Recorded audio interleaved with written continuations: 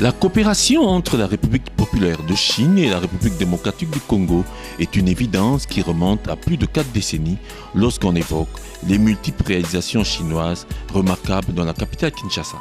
Cette relation qui se poursuit n'a pas encore atteint le niveau le plus dynamique. Dans le but d'élargir l'extension de cette coopération et approfondir les intérêts réciproques, il s'est tenu du 5 au 6 octobre dernier dans le cadre somptueux du Kempinski Fleuve Congo Hotel de Kinshasa, le colloque international sur les enjeux de la coopération sino-africaine en RDC. Cela correspond tout à fait à la stratégie du gouvernement congolais qui constitue à encourager le développement des entreprises industrielles nationales, à promouvoir la modernisation de l'agriculture, à augmenter l'ordre national et à réduire la dépense de l'importation. La Chine et la RDC doivent renforcer leurs échanges et coordination politique afin de dresser un plan global pour leur coopération. Ce forum, œuvre de la société civile et maillon pour l'aboutissement des réflexions engagées pour accéder aux multiples dimensions du partenariat Chine-RDC, s'aligne dans les objectifs du programme d'échange et d'études conjoints du comité de suivi du sommet de Johannesburg. Mais estimons aussi qu'après le débat, doit venir le temps de l'action. Et que de moi, comme de nous tous ici présents,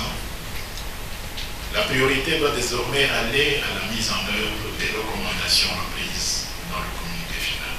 Il est impérieux que l'on agisse, car après les débats et cogitations, le temps est à l'action. Cette activité de la société civile pour l'approfondissement de la réflexion multidimensionnelle sur le partenariat stratégique Chine-République démocratique du Congo s'inscrit dans le cadre du programme d'action sino-africain d'échange et d'études conjointes du comité de suivi du sommet de Johannesburg, du forum de la coopération sino-africaine et de la programmation des activités du centre culturel et artistique pour le pays d'Afrique centrale qui sera construit à Kinshasa et qui abritera l'Institut national des arts, en sigle INA. Il est important que le défi engagé par la Chine et la RDC pour élever le niveau de leur coopération se concrétise dans la durée et la fermeté, en rapport avec les recommandations du communiqué final.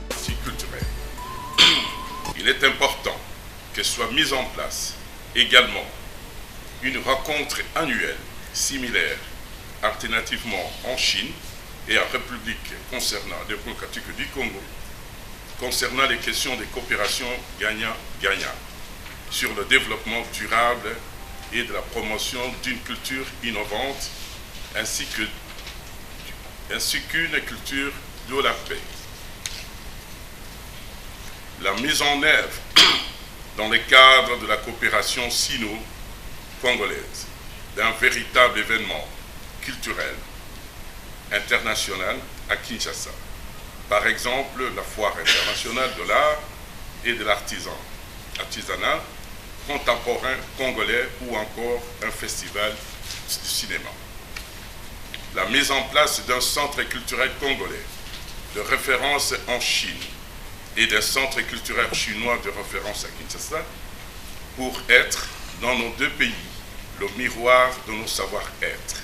de nos savoir-vivre et de nos savoir-faire. Dans le même ordre d'idées que la Chine, qui est le centre de classification des universités du monde, assiste les universités congolaises à améliorer leur qualité